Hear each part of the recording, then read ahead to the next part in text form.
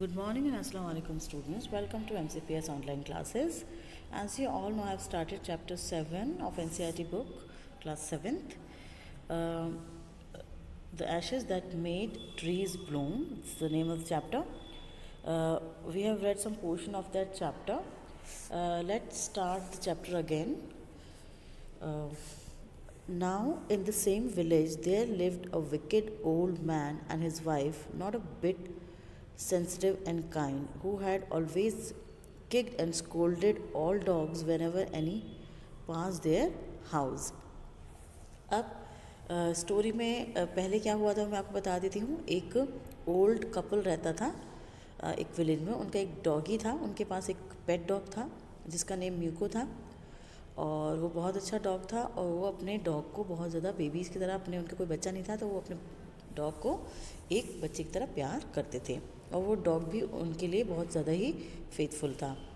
तो एक दिन डॉग जो है वो एक ख़जाने के बारे में उनको बताता है जहाँ पर बहुत सारा गोल्ड निकलता है और उस गोल्ड के ज़रिए वो लोग बहुत ज़्यादा अमीर हो जाते हैं और लोगों की दावत करते हैं, अपने पड़ोसियों को दान वगैरह देते हैं. तो ये सब देख के जो है नेबर्स वगैरह भी सब आते हैं और डॉग वगैरह सब. डॉग जो है वो बहुत ज़्यादा खुश होता है अपने ओनर से और ओनर से बहुत ज़्यादा खुश होते हैं डॉग से. अब आगे देखिए क्या होता है. Now in the same village there lived a wicked old man and his wife, and not a bit sensitive and a kind. वहीं पर उसी विलेज में एक और ओल्ड कपल रहता होता है. एक वाइफ और एक हस्बैंड रहते होते हैं जो कि बहुत विकेट होते हैं, बहुत बुरे होते हैं और उनके अंदर बिल्कुल भी सेंसिटिविटी नहीं होती. मतलब वो बिल्कुल भी विनम्र नहीं होते और ना ही काइंड होते हैं और ना ही दयालु होते हैं. Who had always kicked and scolded all dogs whenever any passed their house. जब भी उनके घर के पास से कोई भी डॉग अगर गुजरता था तो वो उसको लात मारते थे और उसको बुरी तरह से डांट के वहाँ से भगा देते थे. Hearing of their neighbors' good luck, they coaxed the dog into their garden and set before him bits of fish and other dainties, hoping he would find treasure for them. अब ये सब सुन के अपने पड़ोसियों के अच्छी किस्मत के बारे में सुनते हुए वो क्या करते हैं, उस डॉग को फुसलाकर, कोक्स मतलब परसुएटेड, एंटाइज मतलब फुसलाकर, बहला के फुसलाकर अपने पास लेके आते हैं अपने गार्डन में और उसके सामने फ़िश के टुकड़े डालते हैं और अदर बहुत सारे टेस्टी टेस्टी खाने उसके आगे डाल देते हैं, ये उम्मीद करते हुए कि वो उनको भी कोई ना कोई ट्रेजर, कोई ख़जाने के बारे में बताएगा. But the dog being afraid of the cruel pair would neither eat nor move.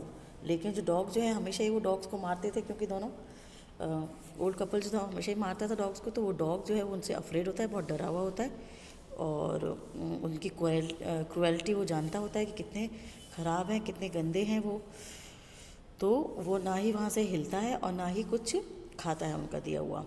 They dragged him out of door, taking a spade and hoe with them.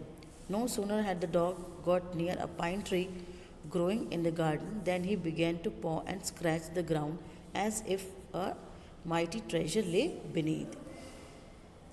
अब जब वो कुछ भी नहीं करता है, हिलता भी नहीं है, ना कुछ बताता है उनको, तो वो डॉग को घसीटते हुए, ड्रैग मतलब घसीटते हुए दरवाजे के बाहर कर देते हैं और अपने साथ में जो है वो स्पेड यानी फावड़ा हो मतलब कुदाल लेके चलते हैं. नो सूनर जैसे he had the dog got near a pine tree के पास पहुंचता है जैसे ही डॉग, वैसे ही वहाँ पर जो कि कहाँ उगा हुआ होता है, गार्डन में उगा हुआ होता है, वहाँ पे वो अपने पॉ यानी कि पंजों से स्क्रैच करना, खुरचना शुरू कर देता है ग्राउंड को, जैसे कि as if a mighty treasure lay beneath. ऐसा लगता है जैसे कि वहाँ पर कोई ख़जाना दबा हुआ है उस ज़मीन के नीचे. इस तरीके से वो स्क्रैच करने लगता है.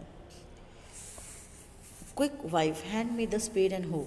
फिर जब उसको खुरचते हुए देखते हैं वो दोनों तो उसका हस्बैंड बोलता है अपनी वाइफ को कि जल्दी जल्दी मुझे स्पेड और हो जो है वो पकड़ाओ. क्राइड द ग्रीडी ओल्ड फूल.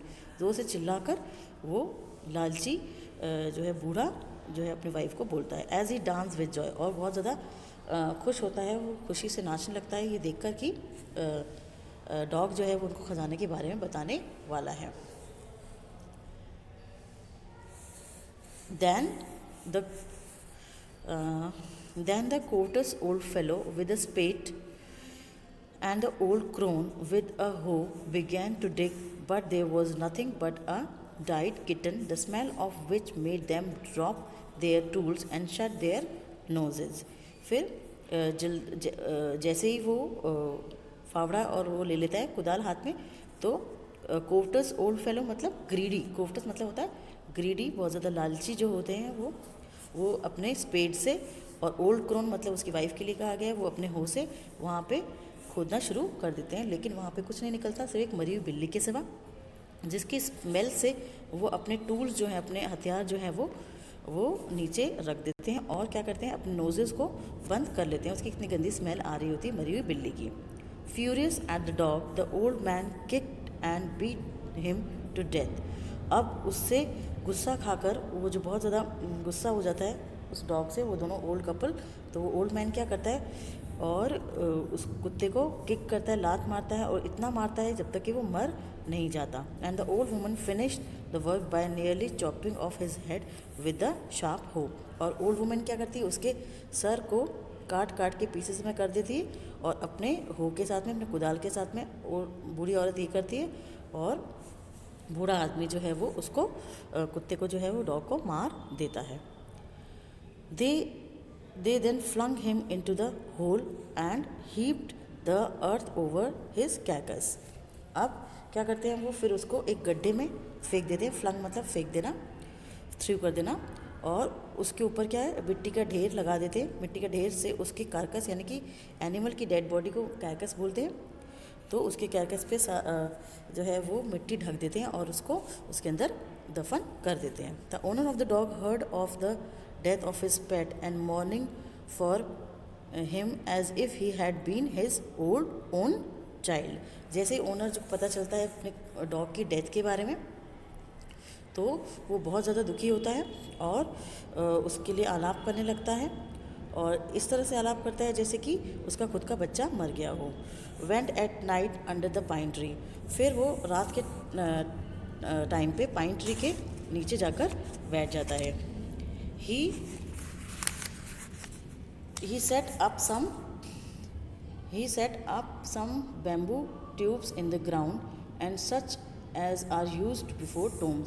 अब उसके जहाँ पे वो कुत्ते को दफनाया होता है उसके चारों तरफ वो बैम्बू ट्रीज़ की जो ट्यूब्स यानी लकड़ियाँ जो है वो लगा देता है, जैसे कि टोम के चारों तरफ लगाते हैं, टोम यानी कब्र, इन विच ही पुट फ्रेश फ्लावर्स, और उसके अलावा वहाँ पे फ्रेश फ्लावर्स भी लगा देता है। Then he laid a cup of water and a tray of food on the grave and burn several costly sticks of incense. और क्या करता है, वहाँ पे एक कप में पानी लाता है, ट्रे के अंदर फूड लेके आता है उसकी ग्रेव के ऊपर, और काफ़ी कॉस्टली स्टिक्स यानी कि जो अगरबत्तियाँ होती हैं, वो काफ़ी महंगी अगरबत्तियाँ उसके कब्र पर जलाता है। ही mourned a great while over his pet, और उसके अपने पेट की ग्रेव पर बहुत जो है वो मौन करने लगता है, जो है शोक करने लगता है। Calling him many dear names as if he were alive, और उसको बहुत अच्छे अच्छे प्यारे प्यारे नामों से बुलाने लगता है। ऐसा प्रतीत होता है जैसे कि वो कुत्ता जिंदा हो, और वो इस तरीके से प्यार से उसकी दुख में जो है उसके अलग अलग नामों से पुकारता है उसका ओनर। मतलब इसका मतलब ये है कि वो बहुत ज़्यादा दुखी होता है अपने कुत्ते की डेथ से। That night the spirit of the dog appeared to him in a dream and said, "Cut down the pine tree over my grave and make from it a mortar for your rice pastry and a mill of your bean sauce." अब उसी रात dog जो है उसके dream में आता है, dog की स्पिरिट जो है, उसकी आत्मा जो है वो उसकी अपने ओनर की ड्रीम में आती है और कहती है कि पाइन ट्री को काट दीजिए मेरी ग्रेव के ऊपर, और उससे एक मोटा यानी कि एक बोल टाइप, एक प्याला टाइप बना लीजिए अपनी राइस पेस्ट्री के लिए, और एक मिल बना लीजिए अपनी सॉस, बीन्स का जो आप सॉस बनाते हैं उस सॉस को बनाने के लिए एक मिल बना लीजिए। ये जो है वो डॉगी उनके ड्रीम में आके बोलता है। तो यहाँ तक हम चैप्टर आज करते हैं। That's all for today's video children. Read this portion at home carefully. Okay, thank you, have a nice day.